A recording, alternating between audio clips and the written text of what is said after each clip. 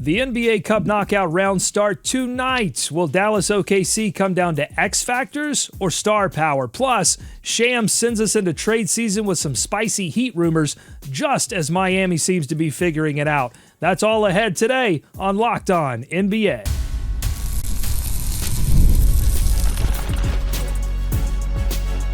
You are Locked On NBA, your daily NBA podcast. Part of the Locked On Podcast Network, your team every day.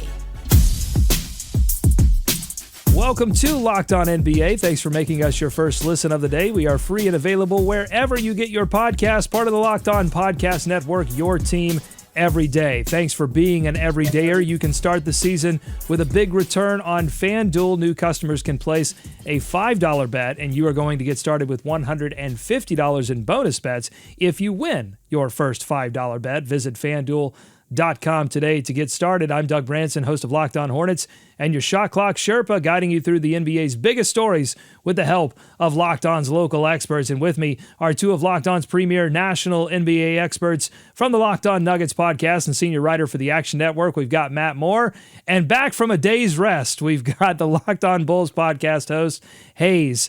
And I hope you're rested up because we have got a lot to get to. Not only the NBA Cup knockout round starting tonight, but also we've got some trade rumors, folks, and it's from Shams. The early trade season around the corner with trade restrictions starting to lift. I believe it starts on Sunday. Shams Charania, in his first trade column for ESPN, profiles the players to watch, and one of them is Jimmy Butler. Shams writing, the Heat are open to listening to offers for Butler and making a deal if the proposal is right, league sources told ESPN. And Butler's agent, Bernie Lee, has indicated in league circles that Butler is open to destinations such as two of the Texas teams, Houston Rockets and Dallas Mavericks, and the Golden State Warriors. Matt, Hayes, not the first time we've heard of Butler trade rumblings, but the agent stuff feels kind of new. Matt, what do you think about the three locations listed? Does one strike you as more ideal than the others?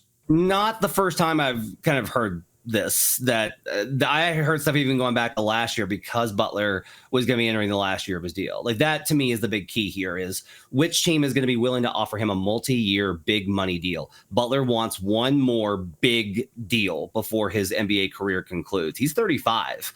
So I don't know what team is really going to be looking to give that to him. Like, this is an interesting question is, you know, the Warriors, you might be able to extend and maybe win one more title with Steph. Is that worth it for the long-term kind of damage you might do by sending younger players? If you're the Mavericks, hey, you've got a real opportunity here. You might be able to win an NBA title this season. Your team's good enough. What are you going to give? How much can you give, et cetera? For Houston, I do not think this is a deal.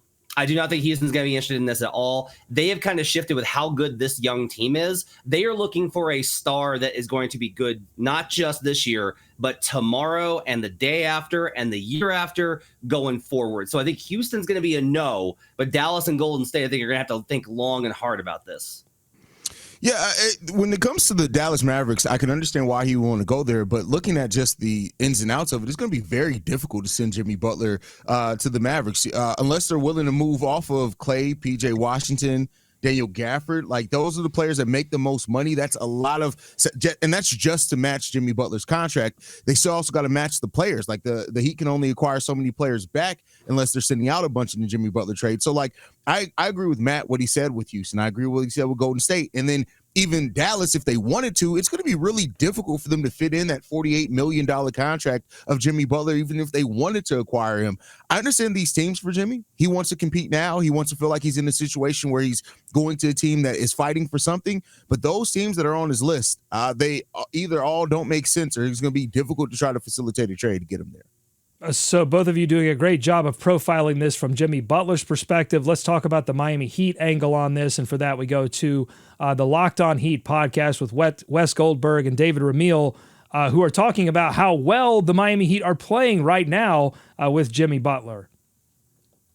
Of all the lineups in the league that have played at least 100 minutes so far this season, the leader in net rating, outscoring opponents by 20.8 points per 100 possessions, is Tyler Hero, Jimmy Butler, Duncan Robinson, Haywood Highsmith, and Bam Adebayo. In other words, the Miami Heat's new starting lineup.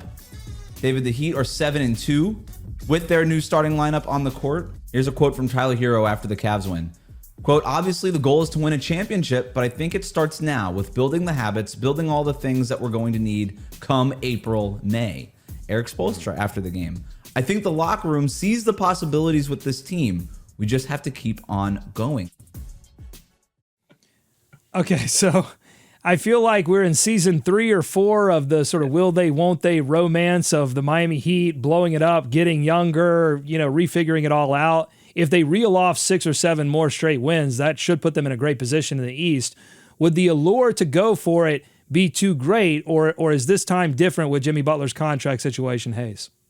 I think it's a lot different because, you have to look at what's sustainable and how you can continue to build a team. Do you want to keep getting in through the play-in by the skin of your teeth every single year and hope that Jimmy Butler is going to go off and all of a sudden hit some crazy a streak for you to be able to succeed? Let's be clear. The Miami Heat have had some great playoff runs. Make no mistake about it. But it's all come through Jimmy Butler basically killing himself on the court to get it done. Not to say that nobody else has stepped up and played well at all, but the playing has made things exciting, but I also think it's made teams feel like they're a lot closer than what they are. And I get it, the Heat are right now 5th in the Eastern Conference, but let's just be honest here. One bad week or one great week from another team can go take them from being 5th to 11th in a week. It's just how the Eastern Conference works. Okay, so there's 2 questions here. There's what should they do, and there's what will they do. So what they should do, sell everything now. This is such a great opportunity. Trade Tyler Hero. He looks like an actually plus superstar right now.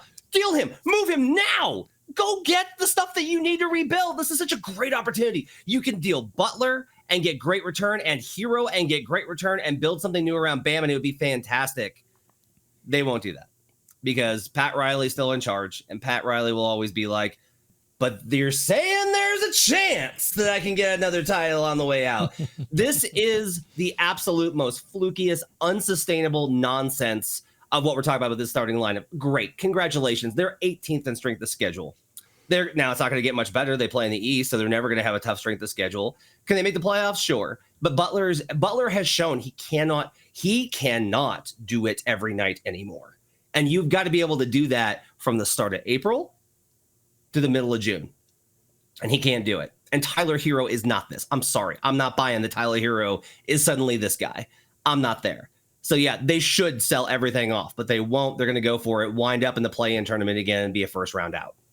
A couple of other interesting notes in this write-up. Kevin Durant could be back as soon as Friday. That's good news for Phoenix, who have been abysmal without him. He also previews a coming Portland Trailblazers fire sale, writing that teams are calling right now on Jerami Grant, Anthony Simons, and Robert Williams III, the Time Lord. No indication as to how willing Portland is going to be to part with any of those players. But Hayes, which of those teams interest you most? Which teams do you think should be interested in those players? I mean, any team should be interested in, and it depends on exactly what their asking price is. But a lot of the Portland Trailblazers should be looking to sell all of that. Everyone. Jerami Grant could go. Everybody but Shaedon Sharpe, Scoot Henderson, Donovan Clingan. Everybody else should be on the market. Even Chris Murray and Denny Advi, if you can move them in the right deal. They potentially have a chance here to get a lot of assets back for a team that is doing nothing right now. Yeah, they won more games than I expected to coming into the season. But let's be clear here that the ceiling for this team is not very high. I would say there's a 60% chance that one of Jerami Grant or Robert Williams winds up a Laker. The pressure right now is that the Lakers will not send 2 picks. They will only send 1. So if Portland gets to a point where they're like, well, all right, we haven't gotten a better offer. It's the deadline.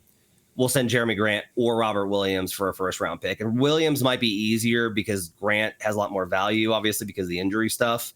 And so Robert Williams would be a really great pickup for the Lakers. But I do think that one of those guys winds up with the Los Angeles Lakers by the end of the season.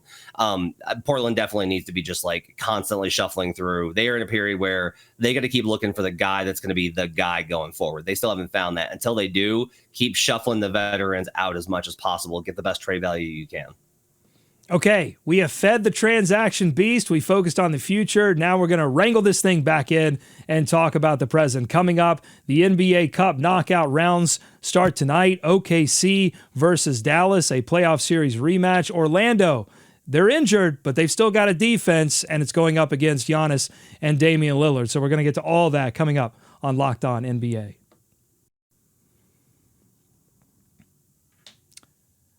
Get ready to tackle the NFL action with FanDuel, America's #1 sportsbook. This episode of Locked On NBA is brought to you by FanDuel because right now, new customers can bet $5 and get $150 in bonus bets if you win. The FanDuel Sportsbook app gives you everything you need to place live bets on the NFL all in one place. So when you get a hunch in the middle of the game, you can check out the latest stats, view live play-by-play, and so much more on the exact same page where you place your bets. I love that convenience. Just visit FanDuel.com to join today. You're going to get started with $150 in bonus bets if you win your first $5 bet. That's FanDuel.com. Never waste a hunch and make every moment more with FanDuel, an official sportsbook partner of the NFL. More Locked On NBA ahead.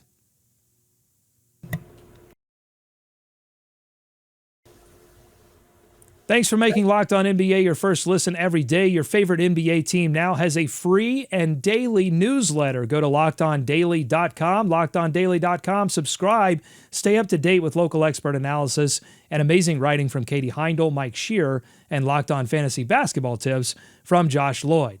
All right, let's talk about the Cup. Knockout rounds begin tonight, and one of the most playoff-like of the matchups is going to be between the Mavs and the Thunder. Not too many injuries to report on this one, so a fairly healthy matchup. Locked On Mavericks and Locked On Thunder get together for a crossover preview, and they were talking X Factors. You're going to hear first from Rylan Stiles on Alex Caruso and Nick Angstedt on PJ Washington. Caruso is just, I imagine, infuriating to play against with this team specifically. Like, he was always really frustrating to play against. But what do you do if you're Luka and Kyrie tomorrow when him and Cason Wallace and Lou Dort are on the floor? Where's the mismatch? Like, whenever Luka calls for a screen, there's no easy switch that he's really going to be hunting for. And so even if you do get a switch, it's not a very favorable switch. And that's what Caruso has provided. Have you seen anything specifically that's different for PJ playing the Thunder? Some people are calling him PJ Oklahoma up here instead of PJ Washington. I think he plays with such confidence against them. I also think what you said earlier about their defense, they got to leave somebody open. And with Luka, Kyrie, Clay now, PJ is going to be the guy that gets open because they're not going to leave one of the centers open because they send multiple guys there. The Thunder did a great job last time these two teams played at swarming the center and not letting Lively or Gafford get anywhere or finish lobs or get even close enough to the rim to do that, which is a great plan on them. But then they left PJ and they had to leave PJ open because you have to send multiple guys there. So I think that's been part of the advantage for PJ. Okay, so those are the X factors, Matt. Is this going to come down to role players? Are the stars going to cancel each other out? Or, are you looking at Luka, Kyrie, SGA as the deciding factor in this matchup tonight? No, I think with these two defenses and as well as their design and their scheme, it's going to be about the role players. So the Mavericks are going to leave the Thunder shooters open. And last year in the playoffs, Dort and Isaiah Joe in particular couldn't hit. Problem is OKC's not really shooting great this season. They were number 1 in three-point percentage last season and number 2 in catch and shoot efficiency.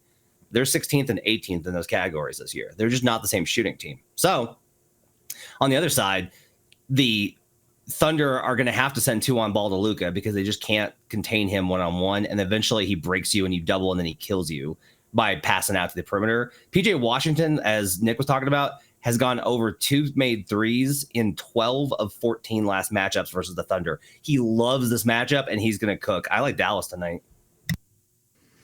I like the Thunder a lot tonight, mainly because of the defense that they have there and what they're able to do out on the perimeter. I think Alex Caruso could be a key factor in this game, absolutely, for this OKC Thunder team. I think that how him and Wiggins and Casey Wallace and those guys are going to be able to play defense is going to make a big difference for the team getting stops against Dallas. And I do think that Shai Gilgeous-Alexander is going to go off tonight. I got the Thunder winning.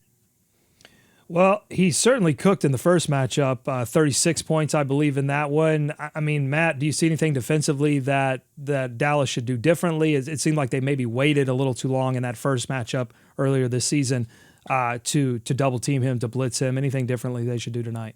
No, they can live with it, honestly. This is the thing, is like you just have to kind of live with Shai. You just got to bake in 30 points from Shai Gilgeous-Alexander. Make sure the other guys don't go off. If the Thunder don't get 3-point shooting, then the Mavericks are going to win this game. So that's got to be their real kind of focal point. Now, they're going to crowd the paint because that's what they do. Like they want to protect the rim at all costs. Both these teams are very keen on that.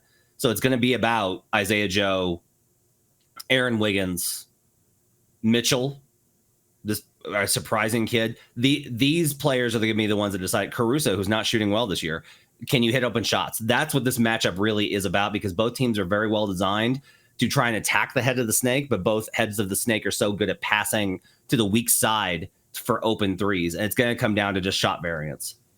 A very quick thing. I didn't play this from the crossover. I was almost going to play this clip, but there was a suggestion that maybe there's a built-in advantage for Oklahoma City in this tournament in general because they feature a lot of young players, and young players could use the extra cheddar that comes along from winning this type of thing. I see both of you smiling. Hayes, do you put any credence into that little bit of analysis that these young guys might be a little hungrier for the cash? You know what I hadn't thought about that before you mentioned it, but that actually makes a lot of sense for the younger players and maybe even some of the role players on each of these teams too. So that could be a deciding factor. Well, not a deciding factor, but it definitely could help a lot.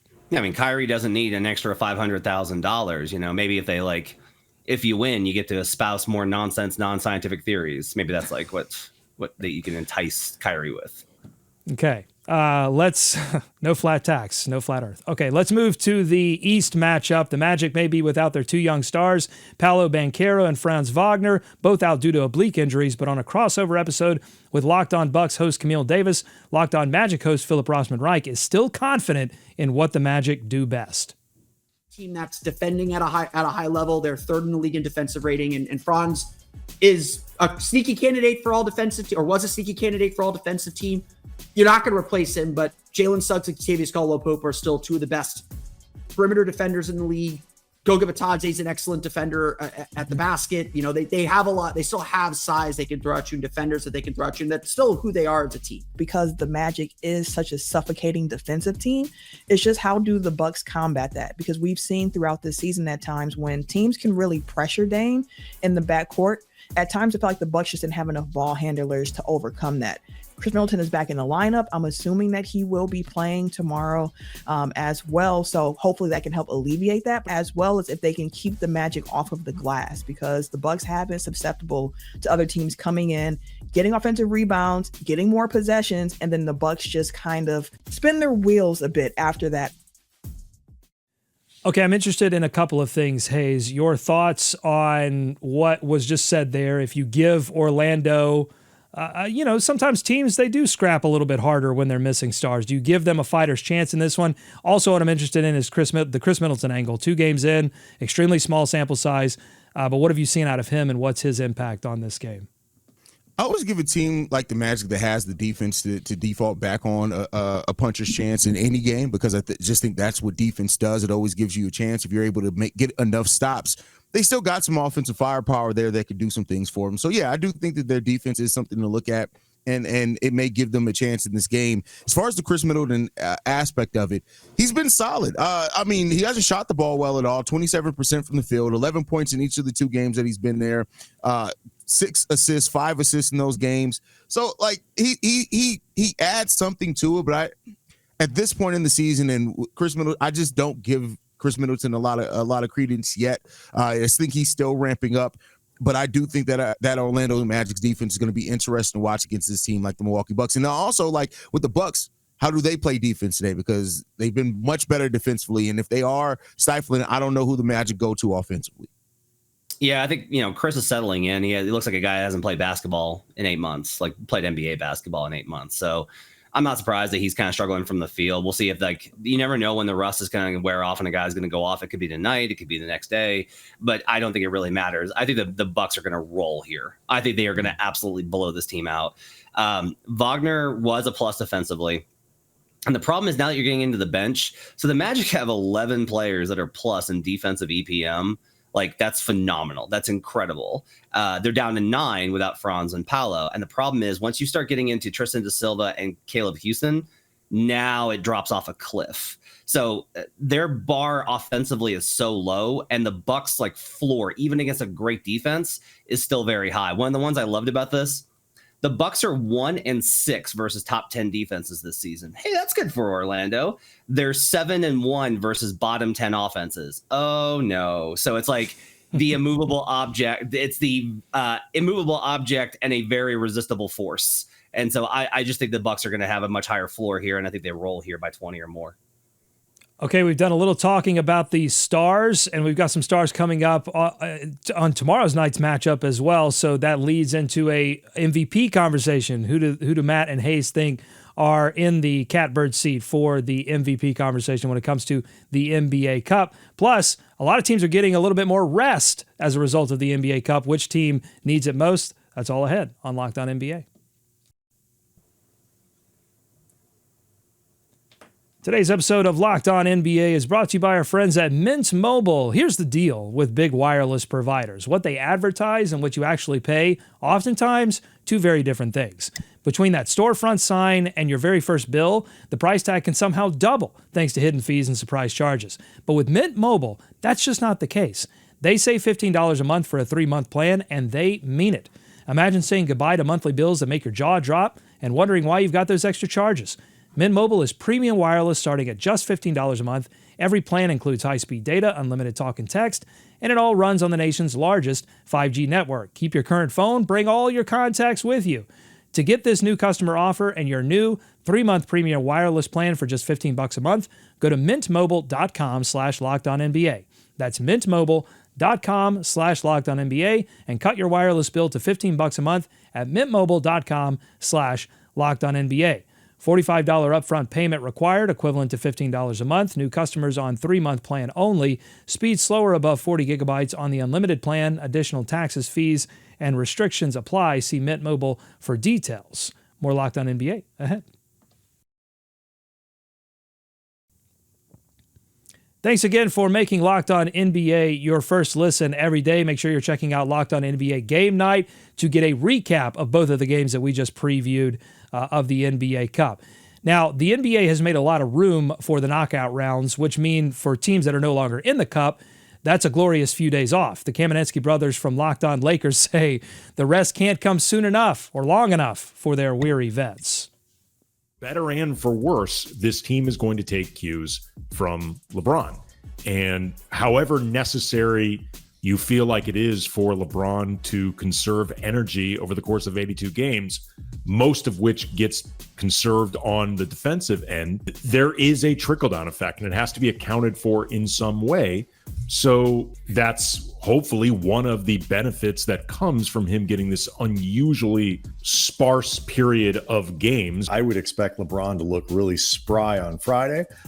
But what happens when the next 5 games in 9 days, or so, those are the parts that they're really going to have to change how they manage to make sure that they're always getting the best possible version of LeBron every time he plays.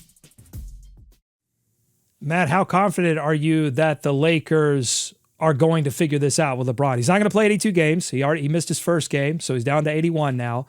But are they going to be able to manage his minutes in such a way that they can get a more consistent performance from not only LeBron James, but also Anthony Davis?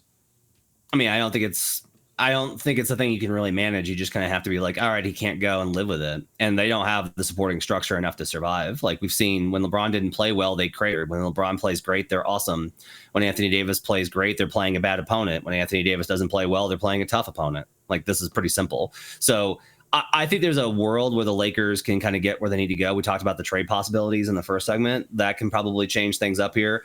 I'm not ruling out the Lakers. I'm very much we'll see if they can survive. Like, we'll see if they can figure out something. But I don't have any sort of way to project going forward whether this is going to work or not for the Lakers because their defense is so bad. Yeah, their defense is bad, but also the depth is bad at times. Like, and it's just not there. Like, LeBron doesn't need to play 82 games, and if you do try to make the more that he plays, the less optimal version of LeBron you're going to get. So yeah, you want that rest where you can get it. But I think overall, like what we've talked about before in episodes before and earlier, like yeah, they need more depth. They need to go out and add somebody, not another star. They don't need to go star hunting, but they do need to add somebody who's going to be able to come here and bring something if they want to preserve LeBron to be the best, because they are going to go make it to the playoffs. And if they really want to go on a playoff run, that's where you're going to want and need LeBron and Anthony Davis to be at their best. Very quickly, because I want to talk about these MVP predictions that you have. Besides the Lakers, who is going to benefit? Which team will benefit most from 3 or 4 days off, Matt? I'll go with the Sacramento Kings. I'm doing the scientific approach to this, where I'm not really looking at how it feels watching them or anything else. They've played the second most games in the league. They're tied for the most back-to-backs, and they've traveled the most miles in the league. Like, the Kings have just had a really brutal schedule. They have put the most miles on them, and there's a lot of research that shows that the miles traveled is what wears you out. So I'll say the Sacramento Kings here because that's what the data says. Hayes? I'm going to go with the Miami Heat here because we just talked about how much Jimmy Butler, you need Jimmy Butler to play great if you really want to go on a run and make move in the East. And I think getting him a couple of more days off because you're going to need him to play great. I'm going to go to the Miami Heat here. Okay, Cup MVP predictions. Hayes, we're going to come right back to you. We've talked about a couple of the stars, SGA, Luka, Giannis, maybe Karl Anthony Towns, the new Nick. Who you got in your MVP predictions for the NBA Cup? Number one, Shai Gilgeous-Alexander. He's averaging over 30 points per game in the NBA Cup. I think that's a big part there. I would have Franz on this list had he not went down. I just want to make that clear. He would have been number 2. But Giannis Antetokounmpo, number 2 for me, and then Jalen Brunson, number 3. I will go with Luka Doncic, number 1, Giannis Antetokounmpo, number 2, and here's one. Karl Anthony Towns, number 3. I think there's a serious chance that Cat can win Cup MVP.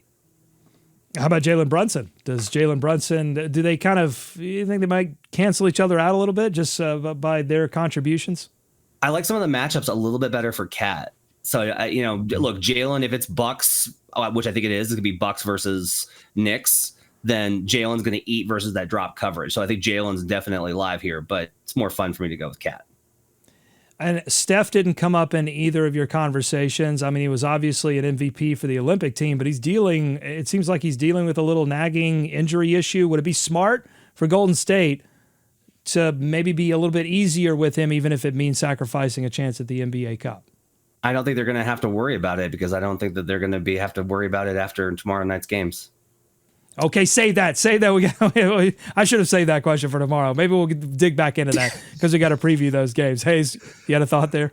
Yeah. I don't think the Warriors are going to have much to worry about here. I just don't think they're going to sit down early. They're going to get some rest. They don't have to worry about it. Well, and I think the same thing could be said about the Knicks and Karl Anthony Towns and Jalen Brunson because, Trae Young has a little bit of a history of being a villain to New York and taking them out. So we'll have to see if that goes down as well. We'll break it down tomorrow. Let's argue about this tomorrow, Doug. Let's get it. Okay, yes. Save it for the next preview. Okay, and make sure to check out this show tomorrow. Subscribe to Locked On NBA to get all of these previews and so much more. And make sure you're listening to Locked On NBA Game Night for the recaps of the games that we previewed today. Enjoy tonight's NBA Cup knockout action, and we'll be right back here on tomorrow's Locked On NBA. Be kind to each other.